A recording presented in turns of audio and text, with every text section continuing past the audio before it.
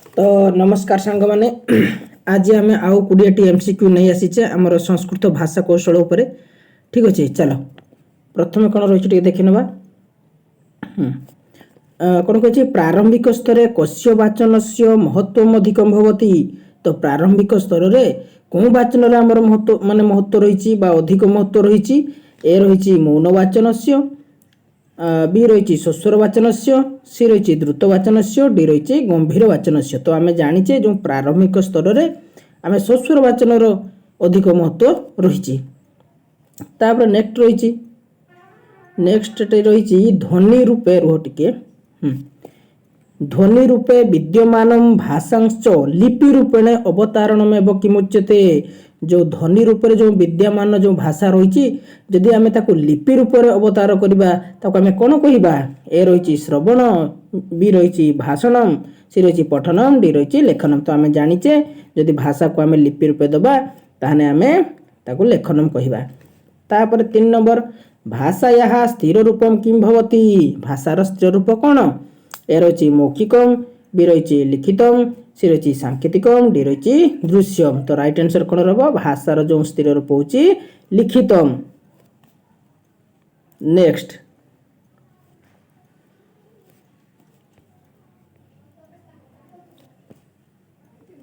भाषा कौशल से वर्धनाय प्राथमिक स्तरे केशाम प्रयोग श्रेष्ठ भवती। भाषा कौशल वर्धन पाई बा वृद्धि पाई प्राथमिक स्तर रे कहार प्रयोग श्रेष्ठ होता है ए रही शिशु गीतानी अभिनय गीतानी च बी रही करुण वीर हास्य रस कथा सी रही नवरस फेतानी गीतानी डी रही क्लिष्ट श्लोका। तो आम जाचे प्राथमिक स्तर रे आम शिशु गीतानी अभिनय गीतानी एगुड़िक आमर प्रयोग श्रेष्ठ होता है। 5 नंबर इम्पोर्टाट व्याघ्री जथा हरेत पुत्रान द्रष्टाभ्याम न च पीड़यत। जमिति व्याघ्री तार पुत्र को तार दांतरे नहीं जाइथाउ धेरी ठीक से परी ऐसा उक्ति ही कस्य कौशल से सतर्कता कृते प्रयुक्ता। तो आम जाचे व्याघ्री जिते तार पुत्र को नहीं जाए केमिति दांतरे किंतु से पिला को टिके भी ताको कष्ट होई न थाए सेही भली एई भली कौशल सतर्कता जो करिबा को कौशल रे ए रही श्रवण कौशल रही ए रही श्रवण कौशल बी रही पठन कौशल सी रही लेखन कौशल डी रही श्रुत लेखन से। तो आम जाचे आम कौन रखी करवा पठन कौशल से। ठीक अच्छे तो पठन कौशल समय आम सतर्कता अवलंबन करवा। 6 रही पठन व वाचन शिक्षण से सॉरी पठन व वाचन शिक्षण से कति प्रधान विधेय सन्ति।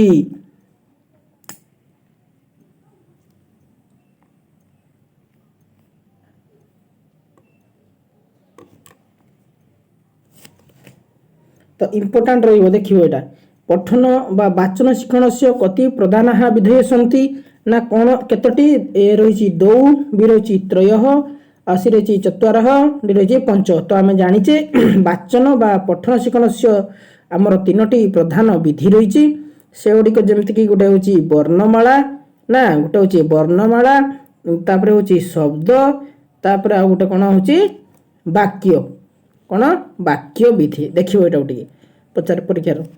तापर सी पठन शिक्षण से सर्वोत्तम मनोवैज्ञानिक विधि ही क मन्यते। पठन शिक्षण से सर्वोत्तम मनोविज्ञान विधि कौन ए रही वर्णमाला विधि बी रही शब्द शिक्षण विधि सी रही वाक्य शिक्षण विधि डी रही अक्षर बोध विधि। तो राइट आंसर कौन रक्य शिक्षण विधि मन रख परीक्षार पचार यहाँ। चलो तापर आसला मांटेश्वरी विधौ पचारे दे बेले मांटेश्वरी विधौ शिक्षण केशाम ज्ञानेन्द्रियाणाम अभ्यास भवति। तो जो मांटेश्वरी विधि रही से शिक्षण रे कौ इंद्रिय गुड़िकर अभ्यास होता है ए रही केवल चक्षुष बी रही केवल हस्तस्य सी रही नेत्रयो कर्णयो हस्तयोश्च डी रही केवल कर्णस्य। तो राइट आंसर कौन रेत्रयो कर्णयोश आउ हस्तयोश्च देखिए यहाँ ये बड़ परीक्षार। तापर 9 नंबर आसला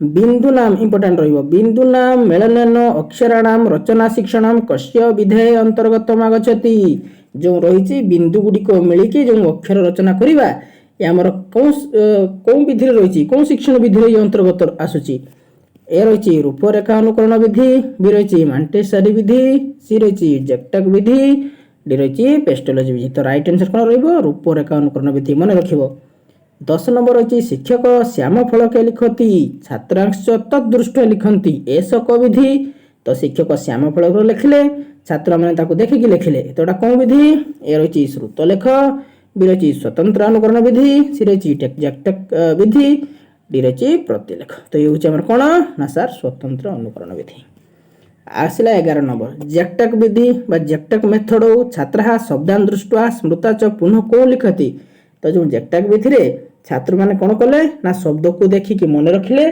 पुणी कौन थी लिखिले ए रही पुस्तक से पार्श्वे बी रही दृष्टवा पुनः श्याम फलके सी रही स्वपुस्तिकायाम डी रही फलके तो राइट आंसर कौन रही स्वपुस्तिकायाम 12 नंबर आसला अनुलेख पचार दो बेले बेले अनुलेख इतिश्य क अर्थ भवती अनुलेखर अर्थ कौन ए रही दृष्टवा लेखनम बा अनुकरण लेखनम बी रही श्रुत्वा लेखनम ना सी रही मनसा कल्पयित्वा लेखनम डी रही पुस्तका दृष्टवा लेखनम तो राइट आंसर आमर कौन रहिबो अनुलेख होची दृष्टवा लेखनम तापर आसला 13 नंबर पाठ्य पुस्तकात प्रतिज्ञा भागम दृष्टवा स्वपुस्तिकायाम प्रतिदिनम लिखनम किम कथ्यते इंपोर्टेंट रहिबो पाठ्य पुस्तक जो प्रतिज्ञा भाग को देखी से पिला कौन कर निज पुस्तिकार प्रतिदिन किसी लिखुची तो आम कौन कहवा ए रही अनुलेख बी रही प्रतिलेख सी रही श्रुतलेख डी रही सुलेख अच्छा सुलेख तो हेनी श्रुतलेख भी हेनी तापर अनुलेख भी हेनी देख प्रतिलेख होता राइट आंसर देखिकी लिखुची जेरक्स तापर 14 नंबर शुद्ध लेखन से शीघ्र लेखन से च अभ्यास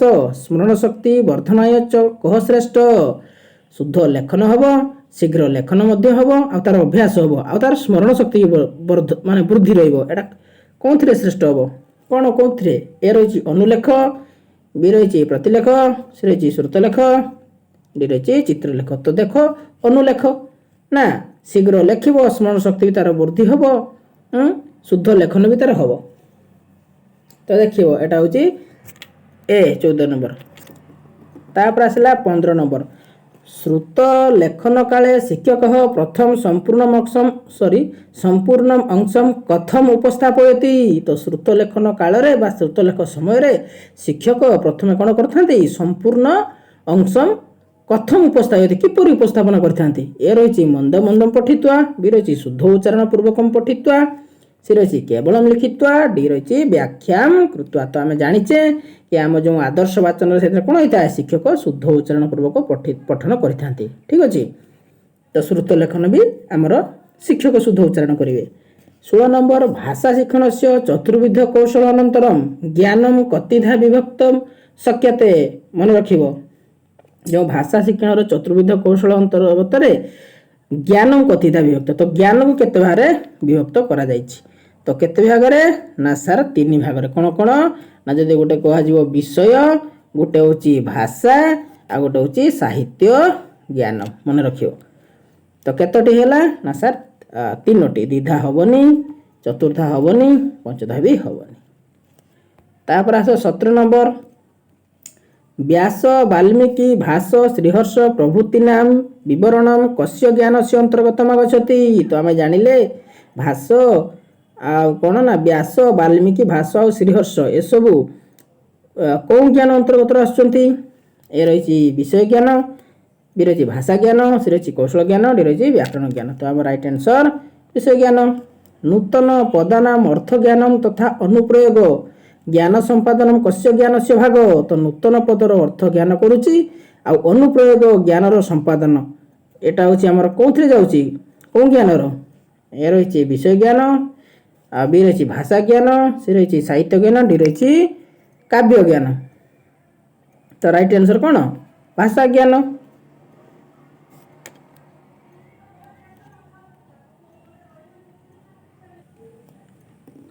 हाँ तो राइट आंसर कौन गला भाषा ज्ञान ठीक अच्छे चलो नेक्स्ट कौन रही 19 नंबर वर्णमाला विधौ संस्कृत वर्णमालाया शिक्षण केन क्रमेण भवति। तो वर्णमाला विधि रे संस्कृत जो वर्णमाला रही ताकू शिखिबार तार क्रमटा कौन। ए रही व्यंजनानी स्वरा, बी रही स्वरा व्यंजनानी संयुक्त अक्षराणी, सी रही पदम वाक्यम वर्ण, डी रही वाक्यम पदम वर्ण। तो आम जाचे वर्णमाला शिखबार आगे स्वर रही व्यंजन रही संयुक्त अक्षर गुड़िक रही। चलो डी रही मौनवाचन से मुख्य उद्देश्य किम भवति। मौनवाचन मुख्य उद्देश्य कौन परीक्षा पचारे। ए रही उच्चारण सुधार, बी रही अर्थग्रहण बा विचारबोध, सी रही स्वर नियंत्रण यंत्र, डी रही गीत वर्धन। तो आम मौनवाचन मुख्य उद्देश्य कौन रहा सार अर्थ ग्रहण बा विचारबोध परीक्षा पचारे।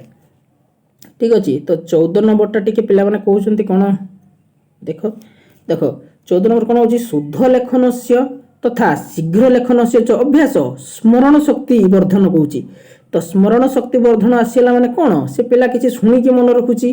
तो एरक अनुलेख तो हेनी आम अनुलेख कही अनुलेख हेनी, बी रही प्रतिलेख भी हेनी, डी रही चित्रलेख भी हेनी। राइट आंसर सी क्या सी शुणिकी लिख ना श्रुत लेख। तो 14 नंबर पिला माने राइट आंसर सी ठीक कहीं सी शुद्ध लिखुची आ शीघ्र लिखुची आ कौन तार स्मरण शक्ति वर्धन होची। ठीक अच्छे। अनुलेख होता जे किंतु स्मरण शक्ति वृद्धि जो लिखला तो तार पिलार कौन रही श्रुत लेखन शुणिकी द्वारा लिखने तार स्मरण शक्ति वृद्धि पाइब। ठीक अच्छे।